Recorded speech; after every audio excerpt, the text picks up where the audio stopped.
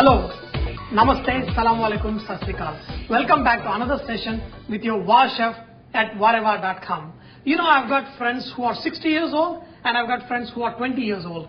Yesterday I happened to have a guest in my house who's 24. We were generally talking and suddenly he told me that he's in love. And this guy would not stop. Continuously for 4 hours, non-stop, he was telling me how wonderful that girl is, how beautifully she smiles, and how great she is. And in fact, I slept in between, and when I woke up, he was still talking. In the 4 hours talk of his, only thing I have understood was she loves Rasmalai. Man, I thought, you know, so many people have been requesting Rasmalai and I have not been doing. So I thought, why not I do Rasmalai today? Because I didn't realize most of you are maybe trying to impress your loved ones. So I thought I'll make it today.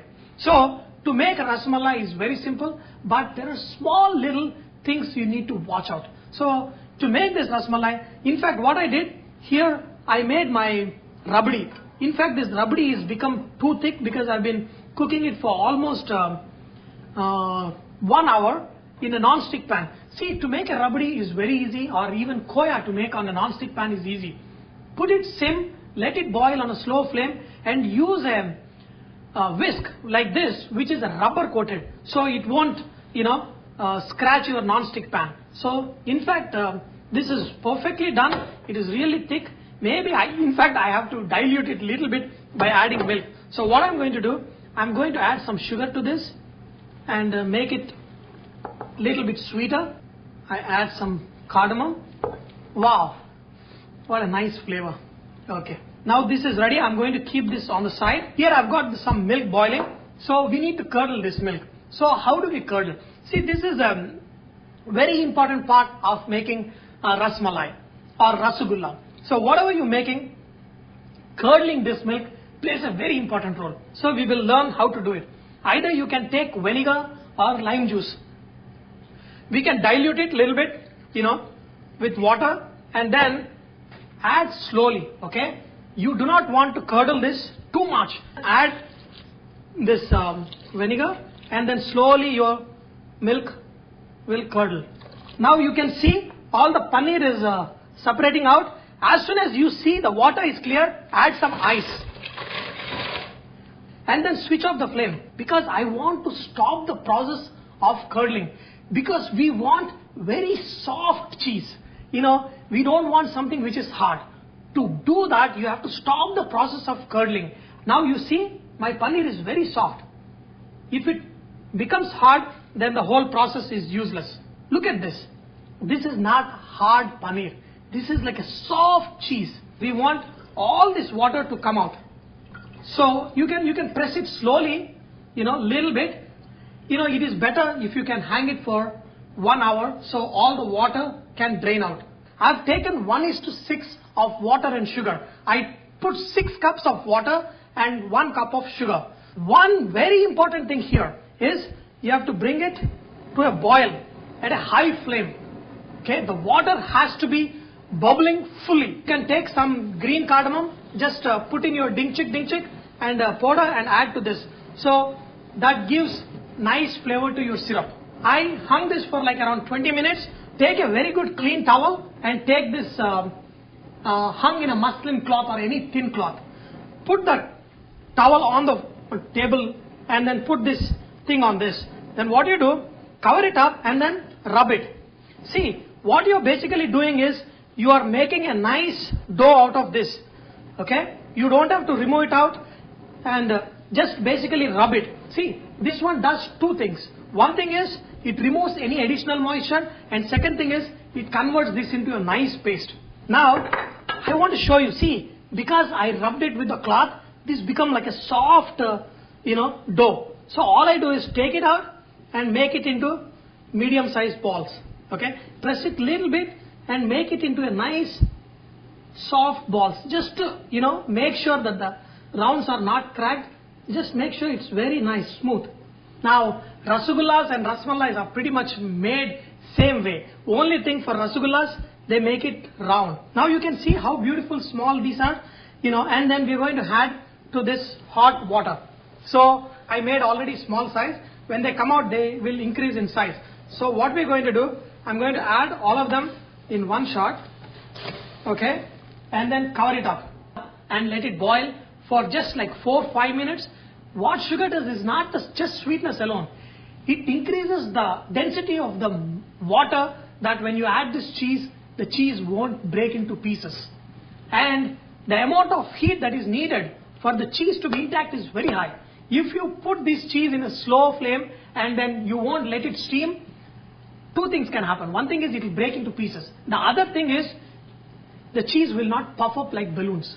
So we want these things to puff up like balloons, and you want them to become really big. So let it boil for 5 minutes and then we'll see. While these rasmalais are getting cooked, let's talk about this, my young friend who is in love. This guy was talking to me in between, he's smiling to himself, and he was in his own nasha. Nasha is in his own trip. He doesn't want to listen to anything I say. All he wants to talk about is love. See, we all have been in love one time or the other. Some of us are lucky to have found love at a very young age. Some of us have got married and fallen in love. Some of us are not so lucky that we never found love. For all those of you who have found love, make these rasmalais and feed your loved ones. And for all those who are looking for love, be prepared. Get these rasmalais ready. You never know when you will find the loved ones, and so you can feed them. Look at this.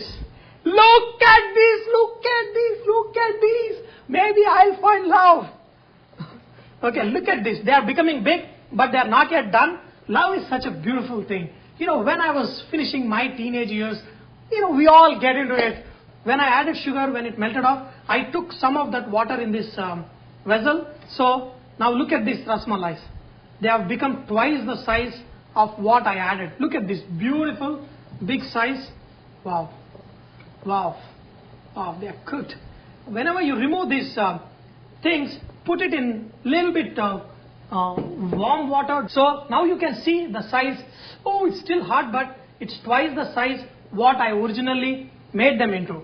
And also remember that the sugar syrup is getting thick, by boiling. So what you do, occasionally you have to add some, water to this, so that the consistency of this water is always thinner and not syrupy. If you add it into thick syrup, your rasgullas are messed up.